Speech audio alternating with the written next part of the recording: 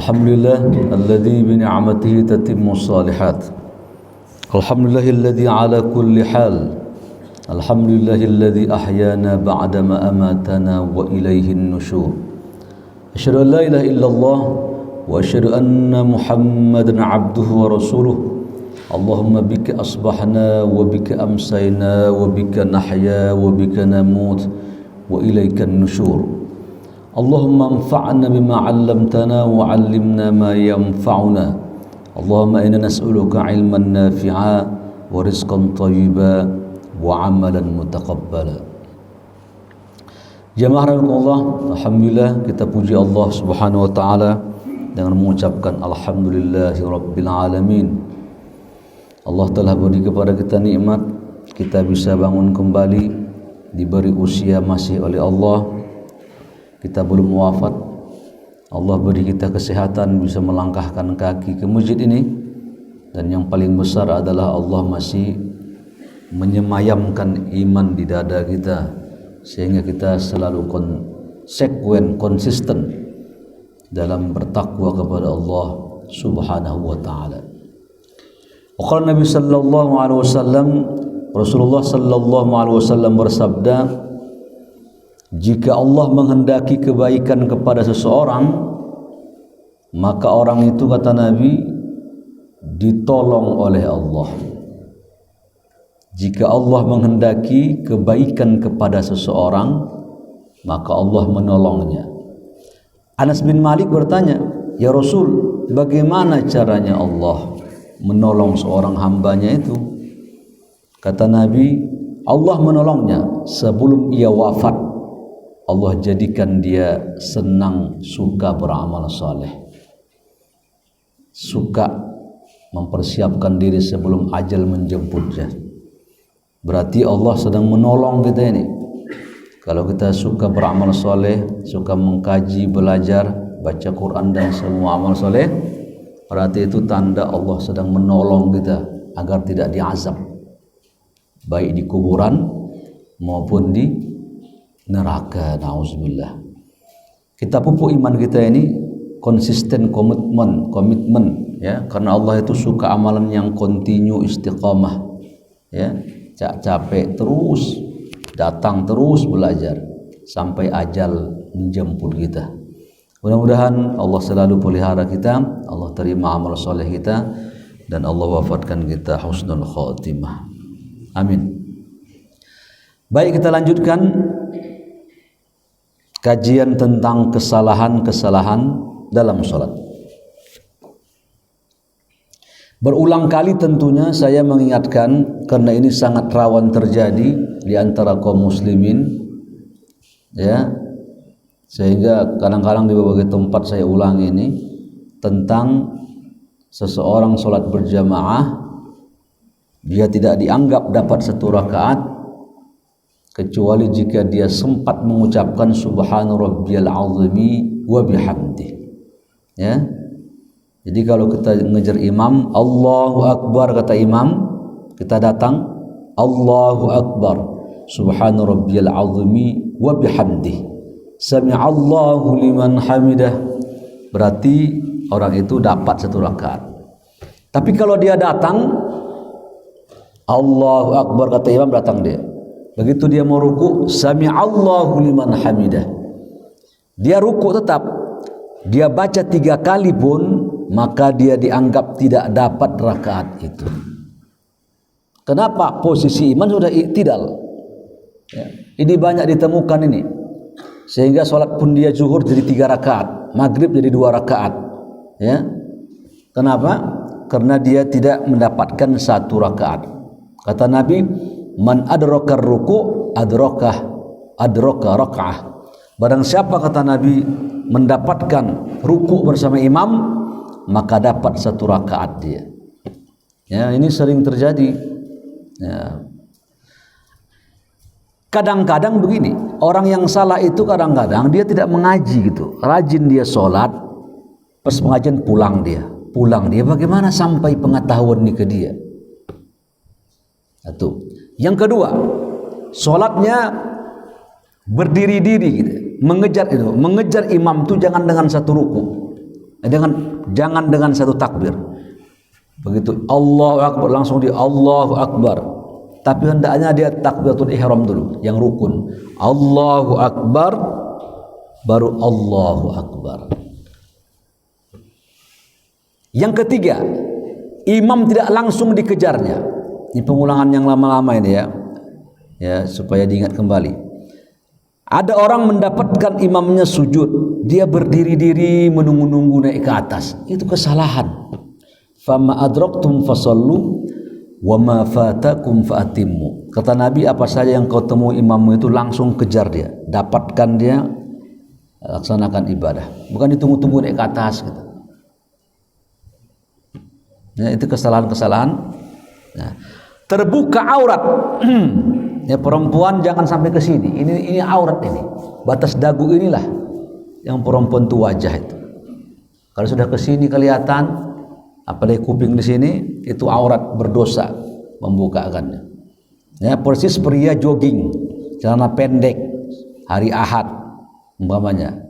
Lari celana pendek walaupun udah tua dia 70 tahun, keriput itunya orang tak bernafsu, tetap berdosa dia. Ya. Jadi agama ini bukan masalah nafsunya, terbuka auratnya haram. Lari dia di komplek dengan celana pendek laki-laki. Dosa, udah tua berdosa lagi. Nah, jangan lakukan itu. Ya. Lalu sholat terbuka aurat di celananya. Itu juga membatalkan sholat. Biasanya anak muda itu. Ya, atau orang-orang yang perutnya agak sedikit lumayan, sehingga pinggangnya itu bukan lagi di pinggang, udah mendekati ke bawah. Biasanya kalau sujud terbuka celah di sini, batal. Itu yang begini nih tolong diperhatikan nanti, supaya soalnya dia fatal, dia langsung batal. Ya, apa yang saya jelaskan nanti ini atau selain itu tadi insya Allah tidak batal, cuman mengurangi kesempurnaan salat berjamaah. Sekarang kita masuk penjelasan ini. Bergesernya makmum, kesalahan salat ya. Bergesernya makmum setelah salat berjamaah sebelum imam merubah posisi. Assalamualaikum warahmatullah, assalamualaikum warahmatullah, langsung mundur cabut di ke belakang. Atau dia rubah duduknya jadi bersila dia. Ya, sebaiknya jangan lakukan itu. Larangan ini jemaah, ya, tidak batal sholatnya, tapi begitu ada larangan patuhi rambu itu. Umpamanya, kalau ada orang sholat, dia pakai sarung sampai sini, kemudian dia pakai sarungnya sampai di bawah lututnya, itu kategori sudah menutup aurat atau tidak? Kategori menutup aurat nggak itu? Hah? Udah aurat ya, kan di atas pusar, di bawah lutut, udah menutup aurat itu. Tapi ada ucapan Nabi, la tusalli, kata Nabi, janganlah kalian sholat bithawbil wahid, dengan satu pakaian saja. La syai'un ala atiqihi, tidak ada sesuatu yang menggantung di bahunya, tak pakai baju dia. Hadis Sahih Imam Muslim. Nah, gimana itu? Larangan itu maksudnya apa tuh? Kan aurat tertutup, tapi kok ada larangan? Nah, gimana jawabnya? Larangan itu bukan menunjukkan larangan haram, menunjukkan makruh, dibenci orang yang sholat tidak pakai baju. Kalau bapak lah imamnya di depan ini, terus konsep tak pakai baju, neneknya kelihatan di sini. Bapak mau mengimami di sama bapak rapi-rapi begini. Imam kita tak pakai baju, kita tarik ke belakang, gelok ini. Atau ada orang jalan depan, nggak pakai baju jalan-jalan dia, tapi pakai kolor aja. Larangan di situ, walaupun tak batal sholat, hormati perkataan Nabi itu. Makan tangan kiri boleh nggak? Hah? Boleh, nggak ada masalah, mana? Ya, itu cuman larinya ke etika saja. Tapi ada larangan, ada perintah Nabi, kul biyaminik. makan dengan tangan kananmu. Fa inna syaitan, sesungguhnya setan itu kata Nabi, yakul makan, wa yashrab minum, wa ya'khudh mengambil, wa yu'ti menerima, bisyimali suka yang kiri-kiri. Kenapa setan kau ikuti nabimu tidak? Kamana wae kata orang barat. Ya.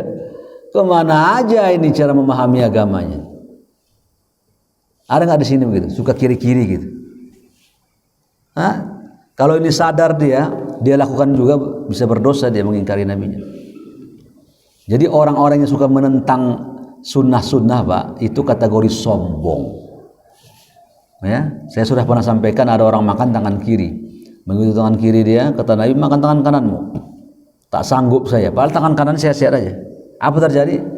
Kata Nabi, mastata'ta.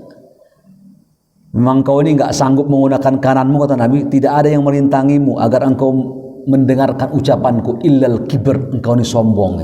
Ini sombongnya ke syariat.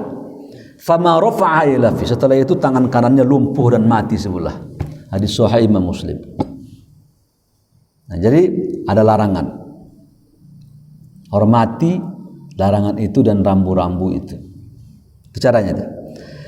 Bergeser makmum setelah salat berjamaah, kita lihat ucapan Nabi ini. Rasulullah sallallahu alaihi wasallam bersabda, Allahumma shalli wa sallim alaihi. An Anas bin Malik radhiyallahu anhu qala, dari Anas bin Malik semoga Allah meridhoinya. Dari Anas ini hadis. Shalla bina Rasulullah. Satu ketika kami salat bersama Nabi. Dzata yaum, suatu hari. Falamma qada shalah aqbal alaina biwajhih. Ketika habis salat, Nabi menghadap ke arah kami wajahnya. Faqala, lalu beliau berkata, Rasulullah, ayyuhan nas, wahai manusia, inni imamukum, sesungguhnya aku ini adalah imam kalian. Fala tasbiquni, janganlah kalian, kata Nabi, melomba aku. Birruku, dalam ruku, wala bisujud, dalam bersujud, wala bil qiyam, dalam berdiri, wala bil insiraf, dalam berpindah. Fa inni arakum amami wa min khalfi, sesungguhnya aku dari depan melihat kalian yang bergeser di belakangku. Ini sudah mukjizat ini ya. Nabi tahu ada orang yang dia melakukan tingkah laku. Nabi sholat, tiba-tiba ada orang langsung dari pintu, Allahu Akbar, kata Nabi, di samping Allahu Akbar. Kata Nabi, siapa tadi yang sholat dari pintu takbir? Dari pintu takbir, Allahu Akbar. Langsung dia sambil ruku begini, memasuki saf sambil berjalan. Ketika ruku di pintu, dia berjalan masuk saf. Kata Nabi, siapa itu? Saya, Rasulullah. Jangan ulangi lagi. Tapi sholatnya saya. Tapi apa yang saya katakan? Nabi tahu. Tahu dari mana Nabi Muhammad itu? Dari mana? Punya ilmu laduni. Ya, dari Jibril. Ya, jadi kalau ada orang tahu tak soleh, berarti jin ngasih tahu. Ya, makanya kata Nabi, jin itu mengintip berita dari langit. Begitu dapat satu berita, dia sampaikan ke dukun, sibuk laksana ayam yang berkotek, kata Nabi. Sampaikan. Baik, jadi kita kembali ke pangkal, jangan mendahului. Mendahului imam sudah kita sampaikan kemarin. Ya, saya ulangi lagi nih. Pertama, batal. Kapan batal itu jemaah? Ketika imam belum bergerak dan belum mengucapkan Allahu Akbar. Alaihissallahu biahkamil hakimin. Tiba-tiba Allahu Akbar katanya. Langsung batal itu. Jelas ya? Tapi setelah itu dia normal. Batal sudah dia. Ada orang ikut imam sama saya. Begitu mau bangkit gitu, duluan dia bangkit. Baru dia mepet ke saya. Bagaimana duluan engkau bangkit dari saya sebagai imam yang kau membuat jadi imam saya? Kok duluan dia bangkit? Habis itu mepet dia ke saya, pengen berjamaah. Iya. Itu batal cara berjamaahnya itu. Tapi dia melaksanakan, begitu dia keluar dianggap tak sholat dia. Banyak kan problem ini, banyak sekali begini nih ya. Misalnya begini terjadi di masyarakat ini. Ya. Jadi Bapak selama ini kalau ada yang begitu tuh, ya, alhamdulillah dapat hidayah kita bisa duduk di sini kembali memperbaiki sholat kita. Ya, seseorang itu jika dia memperbaiki sholatnya, berarti dia sedang memperbaiki cara dia beragama. Baik, jangan melomba. Melomba pertama jamaah batal tadi ya. Imam belum Allahu Akbar, imam belum bergerak, dia sudah ruku, batal. Kenapa? Ju'ilal imam liyu'tamma bih. Seseorang itu dijadikan imam untuk diikuti. Yang kedua, makruh. Apa itu? Bareng sama imamnya. Allah, Allah, sami Allah. Jadi begitu baru udah bergerak dia. Allah, Allah baru Allah bergerak dia. Kata Imam An-Nawawi, hadza min fi'lil qabih. Ini perilaku buruk makmum, suka membareng-bareng sama imamnya. Makanya Syekh Albani menjelaskan dalam kitab Sifatus Shalah umpamanya. Hadis Nabi itu 3 cara kita salat. Ada bacaan Allahu Akbar bareng sama gerakan Allahu Akbar untuk seorang imam ya. Satu. Yang kedua, duluan ucapan baru gerakan Allahu Akbar. Boleh. Yang ketiga, gerakan dulu baru ucapan Allahu Akbar, tiga-tiganya boleh. Tapi untuk makmum, jika dia membarengin, dibenci. Ya, kan namanya juga imam, dia duluan lah. Kenapa saya bareng? Kalau bareng satu sab dong kamu, sama-sama imam semuanya. Makanya tak sampai batal emang ya, tak sampai batal. Tapi ini sesuatu apa tadi? Makruh atau dibenci. Yang ketiga, yang paling afdal ini, selesaikan imam gerakannya dan ucapan lafaz Allahu Akbarnya. Allahu Akbar, dia baru rukuk kita. Sami'allahu liman hamidah, bergerak dia ucapkan selesai, hamidah selesai, kita pun bergerak. Nah, kalau ada video yang viral, ada yang telat ini, Allahu Akbar, Allahu Akbar, agak lama gitu. Allahu Akbar, seperti lama. Allahu Akbar, agak lama begitu. Atau sujud terakhir lama aja gitu. Perilaku ini tak batal sholat. Ya, hanya ini tidak baik untuk keafdolan. Kata Nabi, imam itu dijadikan imam untuk diikuti. Fa idza raka'a falyarka', ya, falyarka'u. Ya, jika imam itu ruku, kalian ruku. Wa idza sajada fasjudu. Jika imam sujud, kalian sujud. Dengan Allahu Akbar, Allahu Akbar. Ini tidak, Allahu Akbar agak telat dikit. Allahu Akbar. Ada suka-suka telat itu, agak telat. Ya, terlalu. Jadi Allahu Akbar. Allahu Akbar. Gitu kita. Allah. Jangan ketika Allah itu bergerak kita. Allahu Akbar. Baru kita bergerak. Ada yang tidak. Allahu Akbar. Baru Allahu Akbar. Agak lama dikit jedanya. Itu enggak afdal juga. Tapi enggak batal ya. Tapi jika dia melampaui 2 rukun batal. Ya, Allahu Akbar masih berdiri. Sami Allahu liman hamidah masih berdiri. Allahu Akbar masih berdiri juga dia sujud, batal jamaahnya. Itu mazhab Syafi'iyah. Jadi aturan main begini ini harus paham dan mengerti kita. Ya, soalnya ada orang kan belum selesai Fatihah saya baca saya lambat. Nabi itu tahu kalau berjamaah bareng-bareng itu ada yang imamnya telat, ada imam itu yang lambat bacaannya, makmum cepat. Ada kadang-kadang makmumnya lambat, imamnya cepat. Nabi tahu itu. Ada orang banyak kan lain kepala, lain isinya, lain sikapnya beribadah, kan? Maka Nabi meletakkan platformnya ju'ilal imam liyu'tamma bih. Tidak diangkat seorang imam kecuali untuk diikuti. Tak sempurna bacaan saya, Pak. Kata Nabi, qiraatul imam qiraatul ma'mum. Bacaan imam, bacaan makmum sudah selesai. Iyyaka na'budu wa iyyaka nasta'in. Allahu Akbar. Ihdinas siratal mustaqim. Diikuti langsung.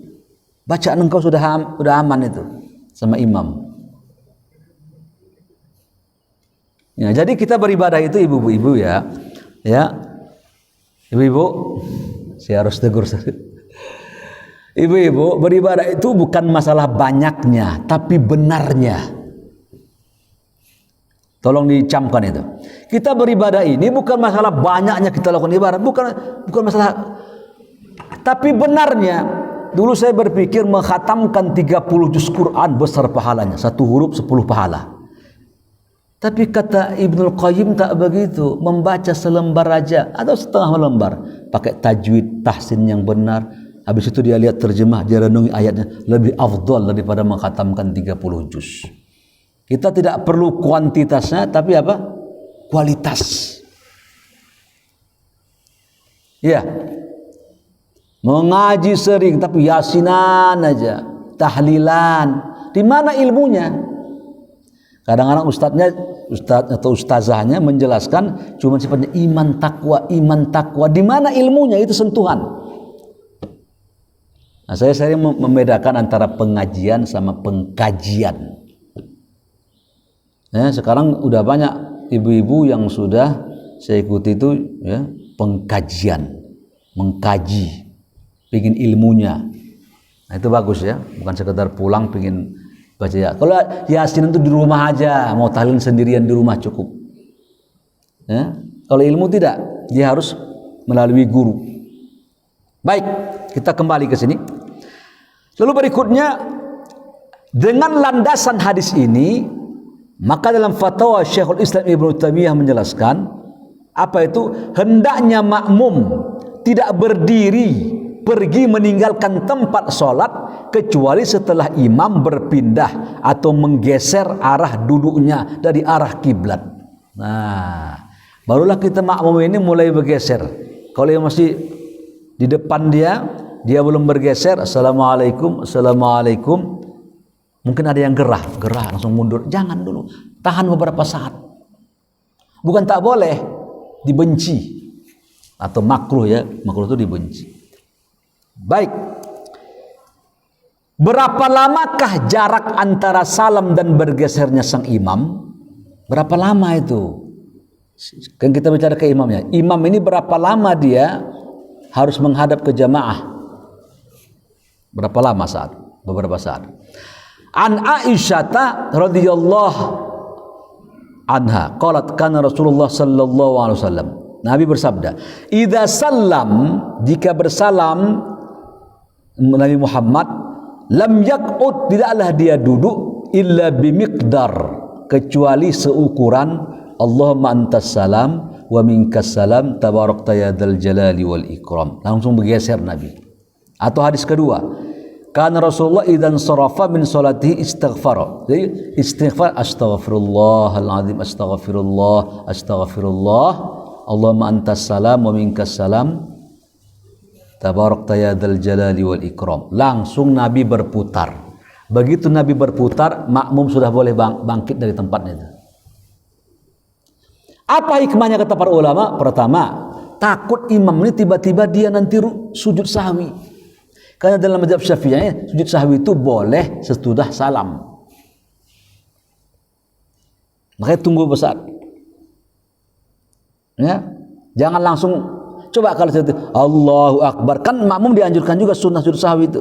Lihat imam sujud sahwi, tiba-tiba sudah pergi dia ke sana kosong ini, ya macam-macam. Ada yang parah daerah Tambun sana, ada masjid At-Taqwa. Kenapalah di sana orang 5 orang.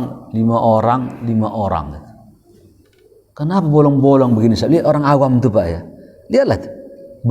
Tidak pakai kaidah keilmuan, tapi dengan keinginan gitu. Bukan ilmuwan, inginan. Apa keinginan? Setelah saya lihat ke atas, ternyata mereka tuh mengincar kipas angin. Gini-gini tuh. Situ ada, sini ada, di sini ada. 5 di sini, 5 di sini. Kosong-kosong gitu. Nyari kipas angin kegerahan ternyata. Perhatikan bagaimana orang-orang awam itu sholatnya gitu. Ya? Membasuh wudhu tuh gini doang, gini-gini aja tuh, sampai ke sini, tangan sampai sini, gini-gini aja. Ada kan gini, bukan tak boleh, tapi yang sunnah tuh dari sini ke sini, bukan kucur air gitu, bukan begitu, terbalik namanya tuh. Karena kata Allah apa itu? Dari tangan ilal marafiq sampai siku, itu. Bukan dari siku ilal marafiq sampai tangan aidun, tidak. Ya. Baik, kita kembali ke belakang. Jadi itu ya. Kecuali jika bapak keluar itu ada butuh. Pertama apa butuhnya? Mungkin pingin buang air. 1. Ada janji. 2. Ada sesuatu, entah HP-nya punya. Perhatikan yang punya HP nanti ya, bisa diumumkan Jumatan itu nanti. Bahwa orang kalau punya HP, harus dia ambil tuh HP, dia matikan langsung. Ya, sudah ada fatwa Lajnah Daimah dari Saudi Arabia. Matikan langsung. Tapi bergerak dia Pak, mengambil HP mati. Dibolehkan gerakan itu karena kemaslahatan sholat. Coba kalau bunyi terus, kan mengganggu orang sholat itu selama Jumatan itu.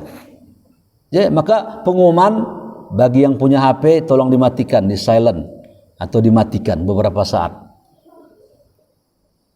Ini begini, ada yang kadang-kadang itu kesalahan. Nanti kita masuk kesalahan sholat. Ketika khutbah Jumat, ada yang baca Quran, ada yang berzikir-zikir begini, ada yang buka HP, semua itu merusak ibadah sholat.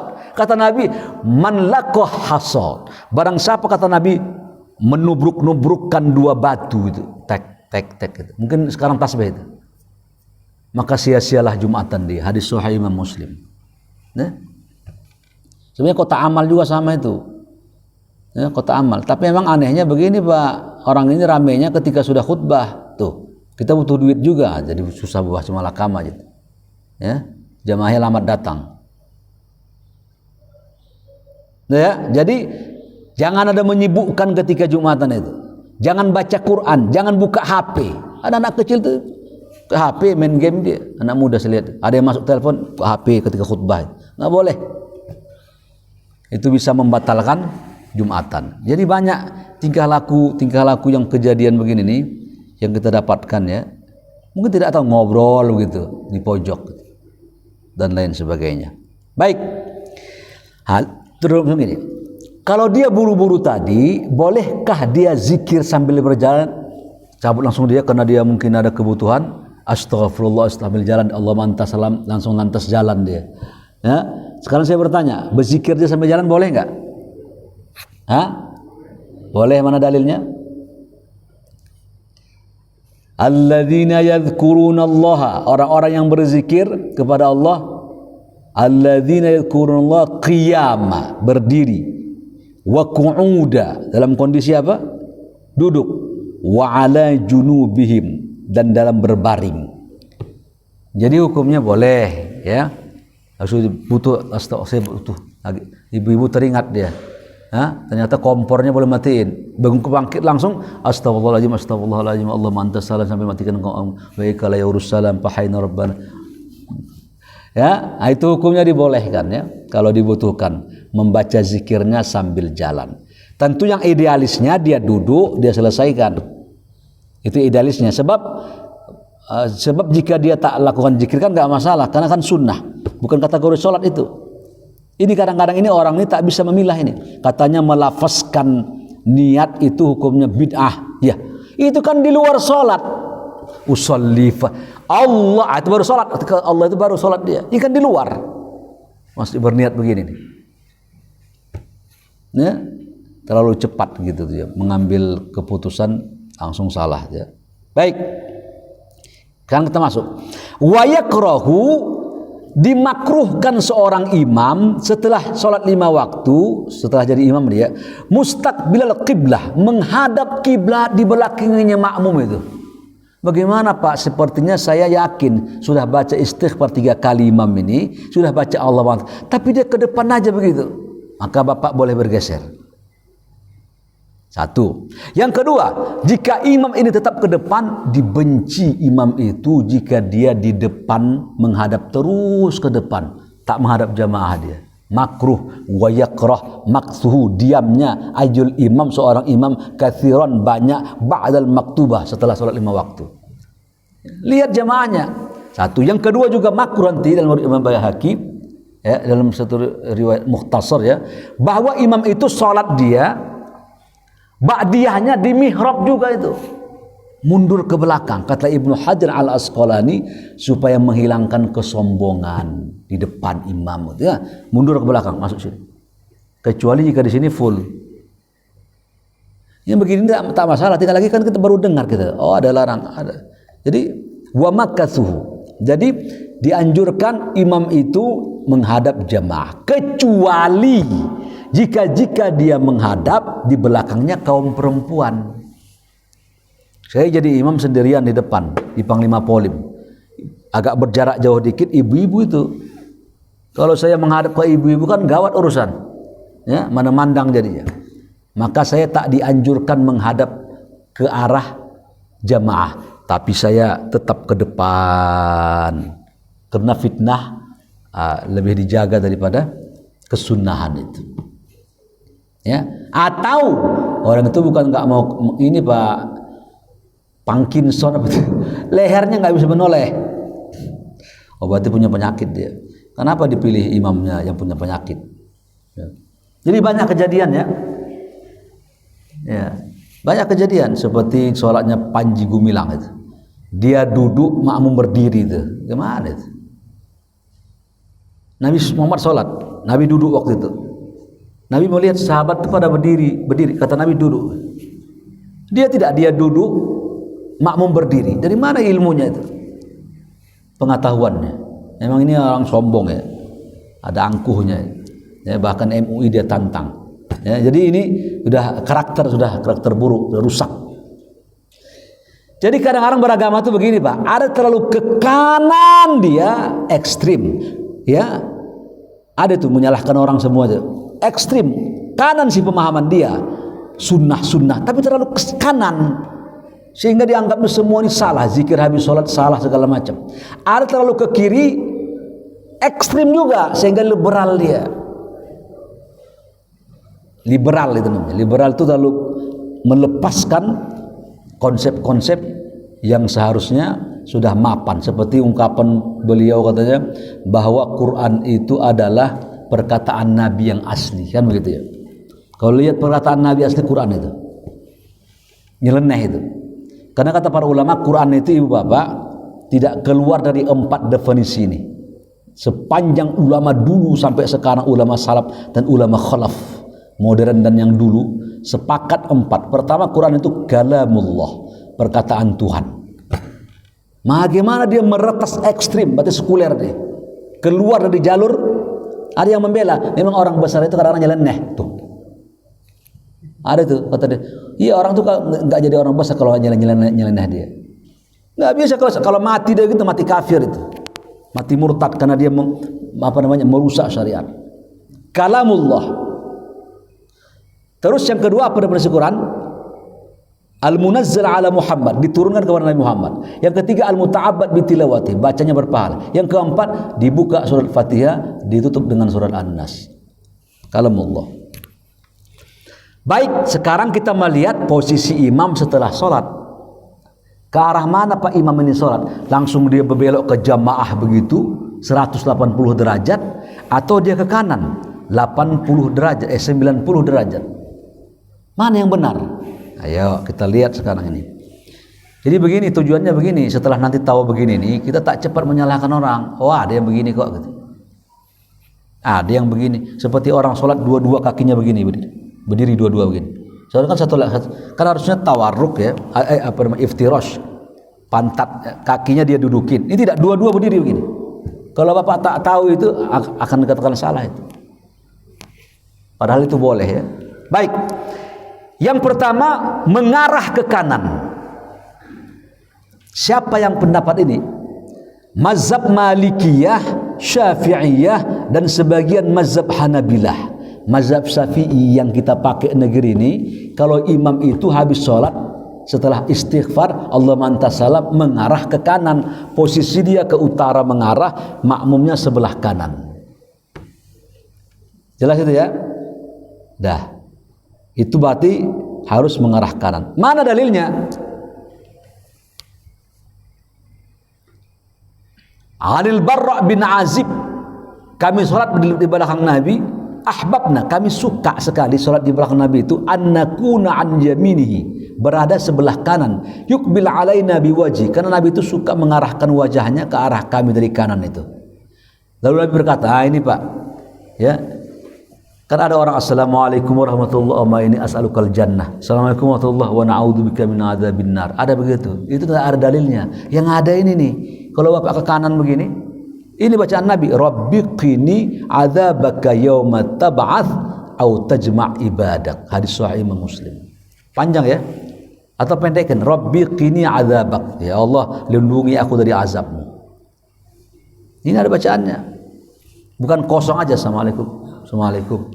Kalau ingin pakai bacaan ini bacaan. Ya. Qala fa sami'tuhu, maka Barra bin Azib mengatakan setelah Nabi menghadap kepada kami, kemudian dia berpaling mengucapkan hal ini. Rabbi qini adzabak yauma tab'ats. Baik, kita kembali ke pangkal. Jadi mengarah ke kanan. Berikutnya, mengarah ke kiri. Biasa ke arah sana, tiba-tiba ke situ dia. Aneh kan? Ke kiri sih. Enggak lazim gitu. Pendapat siapa ini? Mazhab Hanafiyah. Mana dalilnya? Dia mengatakan begini ya. Ini saya langsung ambil aja. La yara illa anna haqqan alaihi alla yansarif illa an yamin. Nabi Muhammad tidaklah dia berpaling kecuali ke arah kanan. Aktsar, lebih banyak ke arah kanan. Ma raaitu Rasulullah yansarif an shimali. Tidaklah aku melihat Nabi Muhammad kecuali dia berpaling ke arah kiri. Wan Suddi qala, salatu Anas, kata Suddi, aku bertanya kepada Anas, sahabat Nabi ya, kaifa ansarafa idza shallait, bagaimana engkau jika berpaling ketika salat, ke arah mana? An yamini, ke arah kanan, au yasari, atau ke arah kiri? Qala, amma ana, kalau engkau bertanya kepada aku, kata Anas, aku melihat Nabi lebih banyak mengarah ke arah kanan. Bukan tak boleh kiri, boleh, tapi lebih banyak ke arah kanan. 2. Yang ketiga, 180 derajat. Dia mengarah ke arah jamaah, langsung ke jamaah gitu. Ada kan? Mazhab Hanabilah ini. Maaf ya, orang-orang salaf biasa sudah pakai ini nih, mazhab ini. Maka langsung dia ke depan. Mana dalilnya? An Samrah bin Jundub qala kana Nabi idza shalla salat aqbal alaina biwajhi. Nabi Muhammad itu jika habis salat menghadapkan wajahnya ke arah kami. Kata Imam An-Nawawi, maksudnya itu mana yang afdal? Mana afdal Pak? Kiri, kanan, atau langsung menghadap? Tiga-tiganya boleh. Yang makruh itu ke depan terus begitu. Tapi dari antara kanan, kiri, langsung 180 derajat, yang paling afdal itu kanan. Karena Nabi Muhammad itu berpaling ke arah jamaah dari kanan, langsung melihat dia gitu. Kenapa? Karena kanan itu adalah posisi yang disenangi oleh syariat, ya. Kata Nabi, kul biyaminik, makan dengan tangan kananmu. Fa amma man utiya kitabahu biyaminik, orang-orang yang diberi kitab sebelah kanan. Nah, jadi menghadapnya kemana? Ke arah kanan yang paling afdal. Bukan tak boleh kiri tadi ya. Jadi caranya begitu ya. Ketika kita berjamaah, sholat berjamaah. Baik, saya pikir ini yang saya sampaikan dulu. Nah, jamaah bisa bertanya sampai suruh. Siapa yang mau bertanya? Bismillah. Terima kasih Pak Dokter. Assalamualaikum Pak Ustaz. Waalaikumsalam. Berkaitan dengan Sholat. dalam hal ini sholat berjamaah, dan dengan catatan sholat jamaah ini yang imamnya bersuara. Berarti bisa Jahar. Kemudian karena ini kapasitasnya mungkin tidak besar seperti tempat ini. Tapi mengenali imam itu seakan-akan dia sholat sendiri. Artinya misalnya dia tidak perlu lakukannya, kalau imam kan beda ya dengan Allah sendiri itu paling benar. Ya. Kedua, pada saat dia menyampaikan al-Fatihah terakhir, karena kan imam makmum kan baca aminnya itu seirama dengan imam mengakhiri al-Fatihah gitu ya. Jadi supaya enak terdengar gitu. Dan ada lagi mengenali misalkan pada saat Assalamualaikum itu apakah boleh atau sebaiknya seperti apa? Seperti sholat sendiri juga Assalamualaikum. Padahal enaknya kan mengakhirinya dengan irama yang berbeda gitu ya. Itu pertanyaan saya. Kedua, terkait dengan pergerakan tadi imam apa ke kiri ke kanan dan sebagainya di suatu tempat ibadah tidak sebesar ini, apakah misalnya kita sholat berjamaah imam itu sebaiknya masuk ke dalam ruangan yang kecil atau dia agak bergeser ke belakang supaya bisa terrecognise oleh jamaah gitu. Makanya tidak harus di imam berapa menit mihrab gitu ya. Karena saya beberapa kali kenali memang ada ruangan untuk imam, tapi masa sholat dilaksanakan pernah juga sholat besar gitu ada imam itu agak bergerak ke belakang supaya memang terlihat. Mohon pencerahan lebih lanjut. Iya. Pertama ada seorang bertanya kepada saya di Tangerang sana, Pamulang, Pak, apakah saya pernah ke Banten, Pandeglang. Apakah memang ada syariatnya kalau sholat sir itu zuhur asar ya, pelan juga imamnya Allahu Akbar, lalu sholat yang kencang nanti maghrib isya subuh kencang juga takbirnya, apa ada dalilnya begitu untuk takbirnya nih? Karena kami hampir nyaris tak mendengar zuhur asar itu takbirnya imam itu, karena pelan, mungkin karena sholat sir disirkannya. Akhirnya pertanyaan itu dijawab oleh hadis Nabi. Anna Rasulullah sallallahu alaihi wasallam raf'us saut inda takbir. Sesungguhnya Nabi Muhammad itu setiap takbir dalam salat mengangkat suaranya. Mau salat sir ke, mau salat yang jahat deh, sir sama jahar. Jahar itu salat yang maghrib isya tadi. Harus kencang. Nanti bagaimana imam berantakan dia? Pelan begitu. Ada begini, enggak cara enggak kedengaran gitu.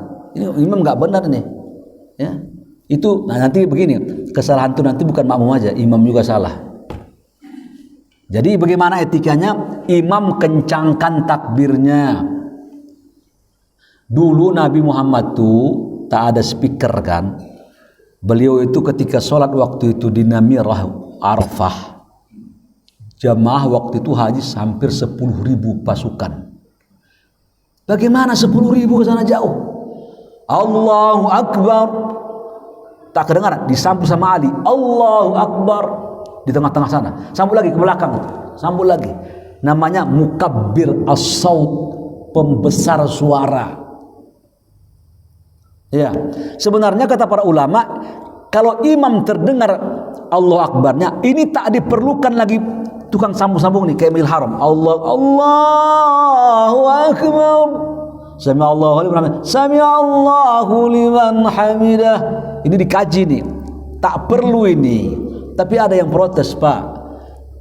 Di dekat sa'i itu kadang-kadang bacaan imam itu Allahnya tak jelas terdengar itu. Apalagi Syekh Suraim, Allahu Akbar yang dia suaranya. Kalau Syekh Sudas kan kencang, Allah kencang. Akhirnya dipanggil mukabbir. Kata para ulama Syekh Ibnu Taimiyah, jika ini dibutuhkan lakukan. Tapi kalau tak dibutuhkan ada speaker di sini tiba-tiba Allah, itu namanya mengikuti Masjidil Haram tapi tak pakai ilmu itu. Ya, kita beragama itu bukan melihat Masjidil Haram, bukan dalil. Seperti begini, Allahu Akbar, Allahu Akbar. Dia baca hu akbar, hu akbar.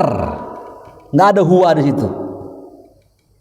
Allahu Akbar, Allahu Akbar. Ya, bukan begitu. Itu maka saya jangan Masjidil Haram patokannya. Itu bukan patokan beragama. Ya, saya aja punya jam ketika wudu hilang di Masjidil Haram. Katanya tempat yang aman. Nanti kita salahkan lagi di rumah Allah itu. Ya. Patokan beragama itu dalil. Jika ada orang berlaku tidak sama dalil, salahkan dia dengan dalil tadi. Bukan dia patokannya. Itu Pak Ustadz kok celana pendek, kok merokok?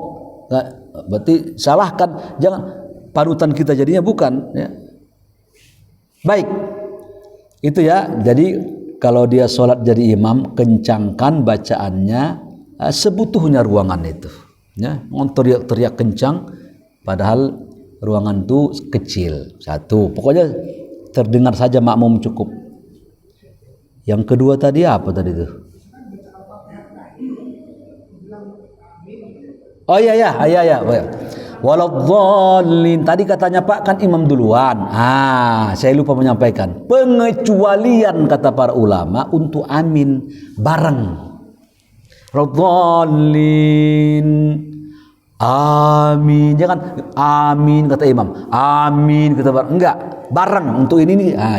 Pengecualian kata Nabi barang siapa aminnya bersamaan dengan malaikat, karena malaikat mengaminkan juga itu, maka Allah ampunkan dosanya. Apa? Pada saat dia imam menyampaikan tidak seperti yang kan itu pasti akan diikuti dengan imamnya gitu. Kalau itu Oleh makmumnya. Ini ragu-ragu di sini. Jamaahnya itu. Ragu anak maksudnya? Maksudnya gini. Ragu. Misalkan waladhdallin itu dia mengira bahwa itu terakhir. Waladhdallin. Ada beberapa imam misalkan waladhdallinnya itu ya agak susah itu diikuti aminnya gitu. Ada beberapa itu teknis namanya, teknis saya itu. Ya, artinya doli dikirain makmum itu udah linnya, tapi li padahal iya itu iya. Irama. Ya. Si imam makmum seharusnya ya. Allahu alaihim waladdallin. Amin. Ya. Jadi ada 4 tempat yang sunnah ketika diam itu. Si imam ya. Salah satunya kata para ulama, Imam Nawawi menjelaskan, ketika waladdallin diam sejenak baru amin. Supaya nanti kalau disambut waladdallin amin, enggak boleh. Nanti terasa nanti amin itu akhir surat Fatihah jadinya. Harus ada spasi. Waladdallin amin, enggak terlalu lama ya. Waladdallin langsung disambar sama makmum amin. Itu teknis. Artinya itu untuk mengkurkannya sama-sama harus latihan dulu. Kan susah, makmum kan siapa aja yang dipilih kan jadi imam, makmum siapa aja jadi. Yang penting tak terlalu parah kelihatan jomblangnya itu ya. Jadi itu maksudnya tak terlalu ini ya, prinsipil lah ya, tapi pingin untuk kerapian aja paling ya.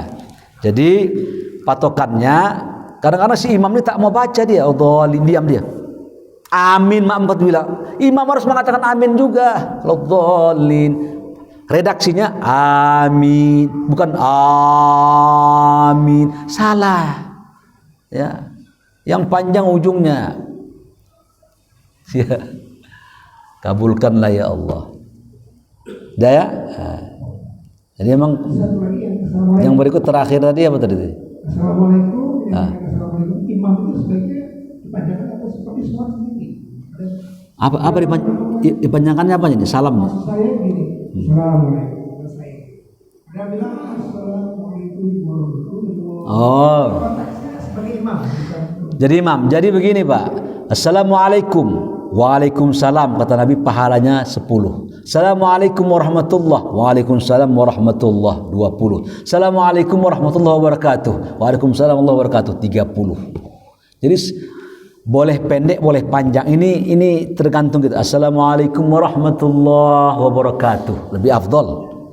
Tapi kalau assalamualaikum juga nggak masalah. Iya, mohon maaf. Ini konteksnya irama lagi. Mungkin ini tidak populer pertanyaan saya. Dan ada imam, kalau saat dia menyampaikan assalamualaikum, seakan-akan dia sholat sendiri gitu. Assalamualaikum. Karena berjamaah, maksud saya mengakhirinya itu nggak ada aturan itu.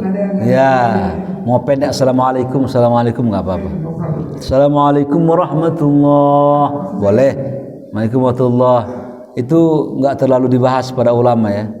Yang penting salam dia, mau pendek mau panjang nggak jadi ukuran dalam ininya. Nah, memang soalnya begini, kadang-kadang makmum, jadi sunnahnya makmum ini Pak, perhatikan Pak ini, Bapak kalau sholat berjamaah, selesaikan salam imam baru Bapak salam. Assalamualaikum warahmatullahi, Bapak pun salam begini, itu tak afdol. Habiskan imam, assalamualaikum warahmatullahi, assalamualaikum warahmatullahi, baru Bapak salam, assalamualaikum, itu yang afdol. Kadang-kadang ada yang bareng itu, assalamualaikum. Ini masalah iramanya, enggak di iramanya permasalahan para ulama. Permasalahan ulama itu pada salamnya itu 2 kali, selesai imam baru engkau. Masalah irama-irama itu tergantung tukang iramanya. Kalau dia nggak bisa berirama ya. Jadi emang utamanya emang sholat itu emang syahdu ya. Afdolnya ya, kata Nabi iqra'ul Quran. Kata Nabi zainul Quran bi aswatikum, hiasi Quran dengan suaramu. Assalamualaikum warahmatullah. Ada yang lama itu imam Allah. Assalamualaikum. Si imam kan tak sabar dia. Buru-buru dia mau kebelet. Ya. Pada dasarnya imam ini tak boleh memperlama-lama pada dasar kalau berjamaah itu. Makanya cukup assalamualaikum warahmatullah, assalamualaikum warahmatullah. Makmum langsung, snap. Assalamualaikum warahmatullah. Ya, azan sekalian. Jadi imam itu pada prinsipnya lebih agak dimudahkan sholat lebih utama daripada dia memanjang-manjangkan. Itu prinsipnya begitu tuh. Ya. Iya. Yang lain ada? Baik, ada lagi. Waalaikumsalam. Ibu-ibu deh. Assalamualaikum warahmatullahi wabarakatuh. Waalaikumsalam. Saya mau nanya Pak Ustaz, masalah sholat berjamaah. Ini semuanya perempuan ya Pak Ustaz. Apakah kalau yang menjadi imam itu agak maju atau sejajar? Yang perempuan ya. Jadi perempuan semua ini, terus kan imamnya perempuan juga, nggak ada laki-laki. Nah itu harus sejajar apa agak maju kayak biasa yang laki-laki gitu? Setahu ibu? Setahu ibu gimana? Setahu saya ada yang sejajar, ada yang agak maju kan. Oh bukan, berarti dua-dua gitu. Ada yang maju gitu, ada yang sejajar. Kayak laki-laki gitu ya. Jadi Aisyah itu pernah mengimami sholat istri Nabi itu.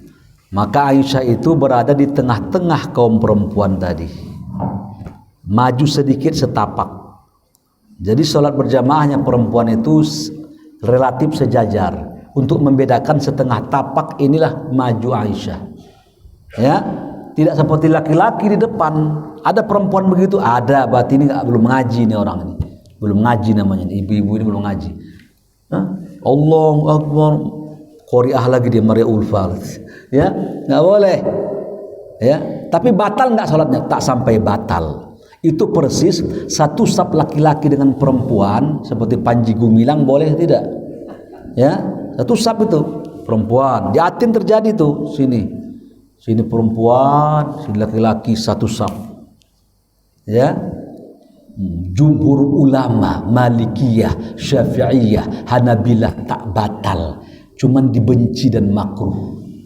Yang membatalkan siapa itu? Mazhab Hanafiyah, batal satu saf laki perempuan. Kata mazhab jumhur, pembatal salat itu apa? Buang air, pipis, kentut, gila, pingsan segala macam. Ini tak, pembatal itu tak ada di saf. Kata jumhur boleh saja satu saf. Cuman ini kesesatan. Jadi tidak sesuatu yang boleh, ya. Boleh ini langsung dia diamalkan, tak boleh begitu. Karena kata Nabi khairus sufufur rijal awwaluha, sebaik-baik saf perempuan laki-laki di depan, wa syarruha, yang terburuk saf laki-laki itu di akhir, wa khairus sufufun nisa, sebaik-baik saf perempuan kata Nabi akhiruha, yang di belakang, wa syarruha awwaluha, yang terburuk di depan-depan mepet ke laki-laki. Saya kembali ke ibu, pertanyaan ibu tadi. Jadi yang tepat menurut syariat, perempuan itu sholatnya kalau berjamaah cenderung satu saf dan imam harus di tengah-tengah. Ya, cenderung satu saf mereka, maju sedikit sebagai penanda aja. Tidak seperti laki-laki langsung ke depan. Itu ya ibu ya. Sudah jelas itu penjelasannya. Nah itulah tentang Allah membedakan. Tapi tidak boleh ibu jika ada kaum laki-laki lalu mengencangkan suaranya. Tak boleh ya, harus seperti direndahkan suaranya. Bahkan ibu kalau punya anak laki-laki ini belum balik, dalam mazhab Syafi'i dibolehkan anak laki-laki belum balik jadi imam. Semuanya orang tua 70 tahun 80 tahun. Tak fasih bacaannya. Anak ini 10 tahun. Alhamdulillahi rabbil alamin. Ar-Rahmanir Rahim. Hafal 30 juz. Bapaknya juz 30. Ini 30 juz anak ini. Maksudnya juz 30 pun tak khatam. Kecuali trikul. Kul palak, kul anas, kul lahad. Tambah kul lagi. Kul ya ayyuhal kafirun. Ya. Maka anak ini boleh jadi imam. Kecuali mazhab lainnya. Gitu Ibu ya? Ya. Tadi di sini ada ya? Ada lagi? Ada di sini tadi ya? Supaya nggak penasaran, tuntaskan aja nih. Nah.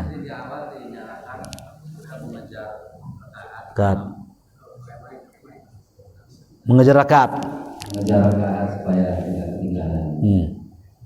Ketika dia mau berdiri, kita langsung supaya dapat rakaatnya. Tapi bagaimana dengan Fatihahnya? Kan Fatihah itu masuk. Oh, yang rukuk tadi ya? Iya. Oh ya. Sudah. Makmum terbagi dua, Bapak. Ada makmum muafik dari awal ikut dia dari takbir. Ada makmum masbuk, makmum yang terlambat. Hukum itu kata para ulama yatakhayyar bitakhayyuriz zaman wal amakin. Hukum itu harus dibedakan. Jangan samakan makmum yang datang dari awal sama makmum yang dia apa tadi? Yang dia masbuk. Beda. Bapak sholat zuhur di waktu asar boleh nggak? Nggak boleh lah. Tapi kalau musafir jadi boleh, jamak namanya. Kan berubah dia kan. Ini makmum ini tak baca Allahu Akbar kabiro, tak baca Fatihah, tak baca ayat. Langsung dia subhana rabbil azmi wa bihamdi. Kok dapat? Ini berbeda hukumnya, ya. Makanya kalau Bapak dalam kondisi kita dulu Covid tutup begini, enggak masalah. Nah, Rasulullah anis sadal. Nabi melarang orang salat menjulur-julurkan pakaiannya. Wa ayyahuttar rajul fah. Nabi melarang orang salat menutup wajahnya dengan masker begini. Imam Syafi'i menjelaskan orang kalau salat makruh, dibenci menutup mukanya begini. Tapi Covid, Pak, jadi boleh jadinya. Jangan kau fatwakan ini dalil dalam kondisi darurat, berubah dia. Ini kondisi normal, ini dalil. Orang dia punya kencing di sini keluar itu. Najis kan? Karena rusak kencingnya sehingga dia harus membuat kantong di samping. Bagaimana sholat dia nih? Bernajis di bawahnya kantong. Hukumnya boleh karena dia darurat. Dia sakit. Sakit, bawa najis di luar. Kalau bisa dilepasnya sementara dia sholat, bagus. Tapi kalau nggak bisa, sholat saya dalam kondisi najis, nggak masalah. Kenapa itu? Dia darurah, karena dia sakit. Kondisi sakit itulah membuat Allah memaafkan dia. Kita kembali ke pangkal tadi, Pak. Itu makmumnya tak normal. Makmum masbuk. Makanya Nabi membuat hadis lagi keluar. Kata Nabi, barang siapa, kata Nabi, man adrakar ruku' ma'al imam adraka ar-raka'ah. Barang siapa, kata Nabi, mendapatkan rukuknya bareng sama imam, mendapat 1 rakaat dia. Keluar lagi hadis. Pada dasarnya kan imam harus baca Allahu Akbar kabira, ya, baca iftitah, harus baca Fatihah. Dalam mazhab Syafi'i itu kan malah rukun Fatihah ini. Ya kan? Dia enggak baca sama sekali. Bagaimana? Kondisi berbeda, jangan samakan. Jadi kacamatanya tolong diganti, kacamatanya tuh. Kacamata lain pakai. Kacamata darurat. Baru benar dia melihat. Kalau dia pakai kacamata normal, pasti salah semua itu, salah. Pasti nggak sah dianggapnya. Nah, jadi gitu, Pak. Jadi makmum yang terlambat tadi masbuk, walaupun nggak baca Fatihah dianggap sah karena kondisi dia makmum masbuk. Wallahu a'lam bishawab. Demikian yang kita bahas hari ini. Ya, ini remeh temeh, Pak, ya, tapi alhamdulillah kita mudah-mudahan banyak tahu sehingga nanti semakin bagus sholat kita, semakin rapi, dan insya Allah diterima oleh Allah Subhanahu Wa Taala. Terima kasih atas perhatiannya. Mohon maaf kurang lebihnya. Subhanakallah wa bihamdik asyhadu an la ilaha illa anta astaghfiruka wa atubu ilaik. Assalamualaikum warahmatullahi wabarakatuh.